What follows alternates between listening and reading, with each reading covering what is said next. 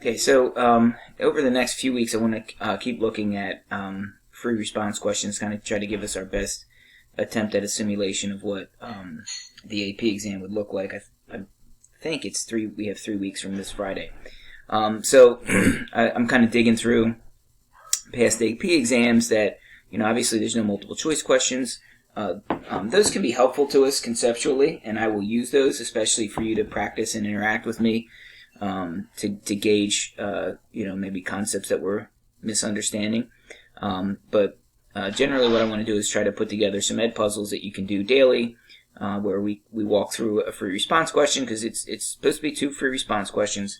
But one of them is a typical free response that says is 15 minutes and the other one's 25, which means they're going to be able to cover, several concepts in that 25-minute deal. And I'm going to do my best to try to take some of these past questions and sort of talk about what they might ask along with it to make it a little bit lengthier, 25-minute question rather than 15. So, for example, here you have, this is from the 2014 exam, researcher conducts a study. Well, they might ask you whether this study was an observational study or an experiment. Okay, so the study was to investigate whether local car dealers tend to charge women more than men for the same model. Using information from the county tax collector's records, the researcher randomly selected one man and one woman from among everyone who had purchased the same model of an identically equipped car from the same dealer. Process was repeated for a total of 8 randomly selected car models. So first thing I want to do is ask you that straight away. Is this an observational study or is it an experiment? Okay, so take a second to think about that and go ahead and answer that.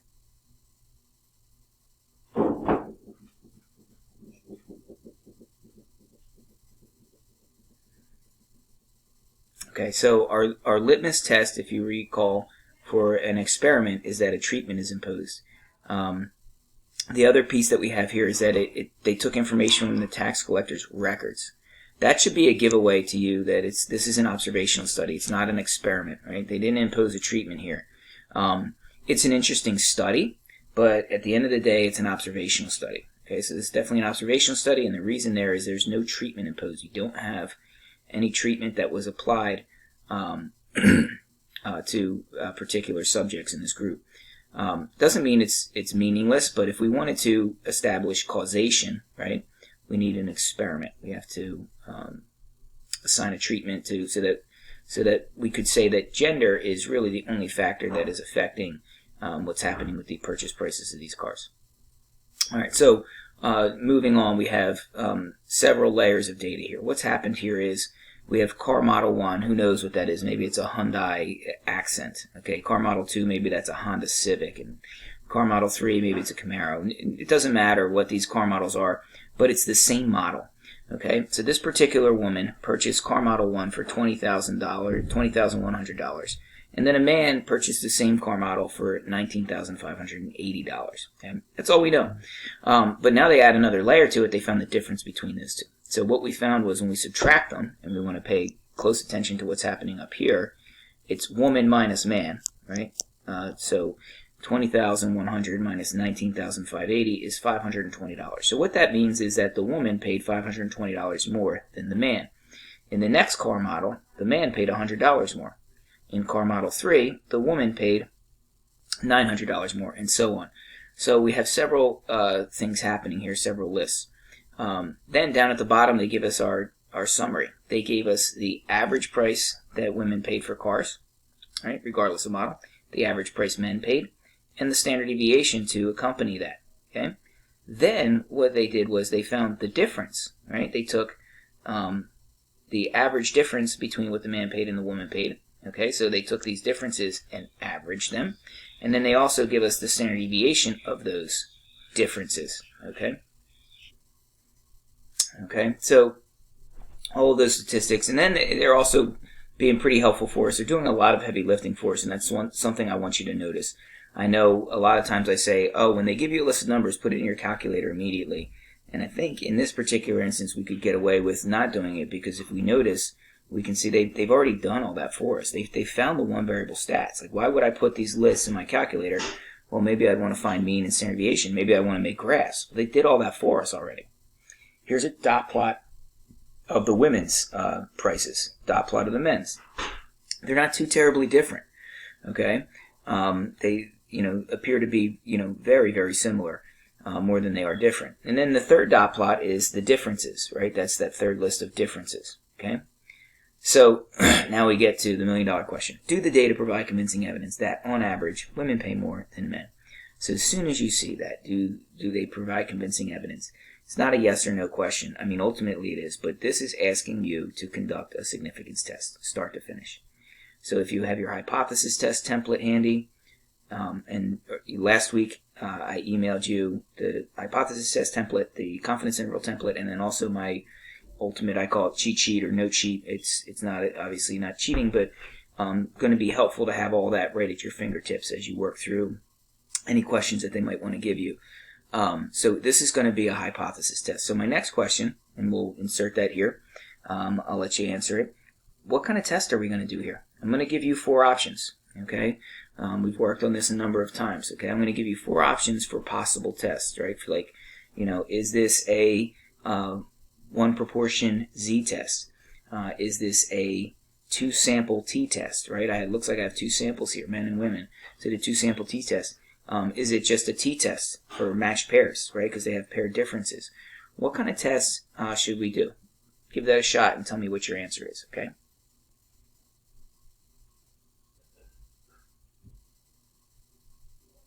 Okay, so hopefully your response here was that this would just be a T test. It's a T test for pair differences, okay? Obviously, the steps that we're going to look for here is one of the questions is going to be, what's the parameter of interest, right? What's my parameter of interest? What is it that I'm trying to estimate? So let's take a second and identify what the parameter of interest would be here. What is it that you're trying to estimate?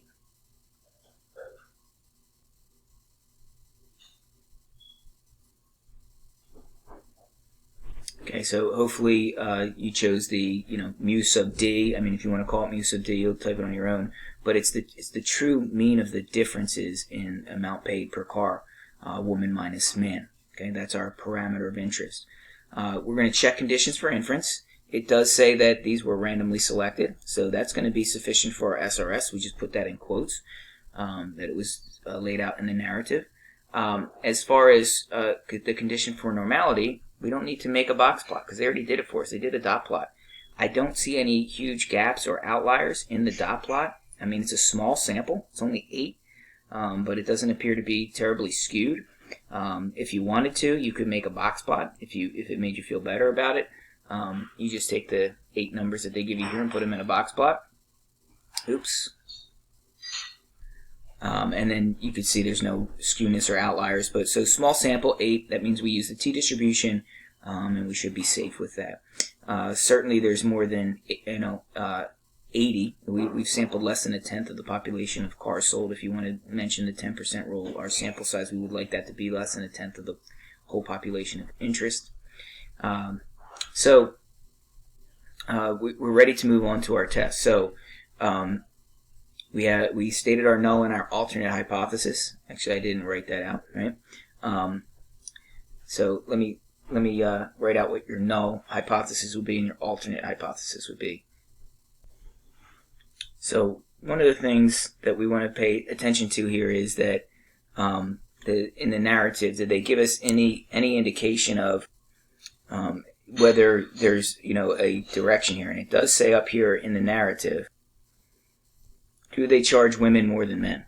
Okay, so my null hypothesis, we've made that super easy. It would just be mu sub d equals 0. That means that there's no difference in between what men pay and what women pay. My alternate hypothesis ought to be, okay, if we are following this that they laid out for us, woman minus man, okay, if women pay more, then when we subtract woman minus man, that should be greater than 0. Okay, it's going to be a right-tailed test. That's the first step in this. If we get that wrong, we're going to get the wrong p-value. We would still get the right t statistic, but we might draw an incorrect conclusion, and we will also lose points. So you want to make sure that you can identify that that's certainly a right-tailed test. So here's my next question, and I want you to go to your calculator for this. A couple different ways you could do it on your calculator. But I want you to tell me, what does t equal And what is the p-value? Okay, that's my next question for you. Run the t-test. We know that this is a t-test. It's a one-sample t-test. Find the t-test statistic. What does it equal? And then find the p-value. Give that a shot.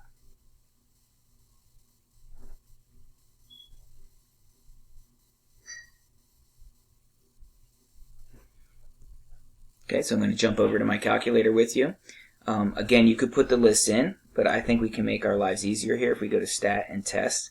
We know that we're doing a t-test. It's for means. Okay, our null hypothesis was that t equals 0. Okay, what was our x bar? They gave it to us. They told us it was $585.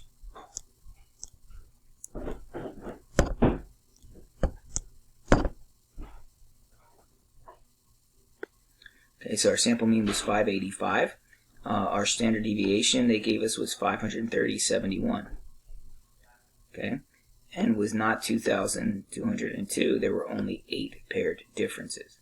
All right, and we've already identified that this was a right tail test, so I want that to point in the same direction that I hashed out in the beginning. Okay. All right, so I get a t-test statistic of 3.12 roughly, and a p-value 0.008. Okay, so hopefully we came up with the t-test statistic of 3.12 and the p-value of 0.008. Okay, so now we're really in the home stretch here. Okay, so my next question is, would you reject the null hypothesis or fail to reject the null hypothesis? Just articulate it in one of those two ways. Would we reject the null hypothesis or fail to reject the null hypothesis?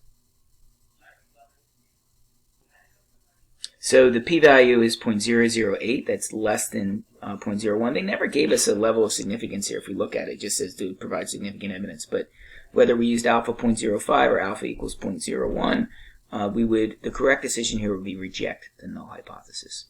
Now, last thing I want you to do is answer their question in the end here. If you reject the null hypothesis, what does that suggest about, do they provide convincing evidence that on average women pay more? Let's answer that one. Okay, so hopefully you concluded here that you do have significant evidence that women pay more on average, right? Again, it's an observational study, so if we wanted to suggest that gender was the cause of that difference, we don't really have evidence of that. That's not what they're asking, but we do have evidence here, significant evidence that women on average pay more for the same model, even though it's based on an observational study. We have, anytime you reject a null, you want to remember that you're following that up with the fact that you have some significant evidence. If you fail to reject the null hypothesis, it's because you did not have significant evidence. Think of the justice system, right? The null hypothesis is innocence. If you reject that, the only reason you did is because you found significant evidence that they were not innocent. If you don't convict a person on trial, it's because there was not significant evidence of their guilt. You were never looking for significant evidence of their innocence. You were assuming it, okay? So when you reject the null, you reject it because you had significant evidence to. If you fail to reject the null, it's because there was not significant evidence to reject it.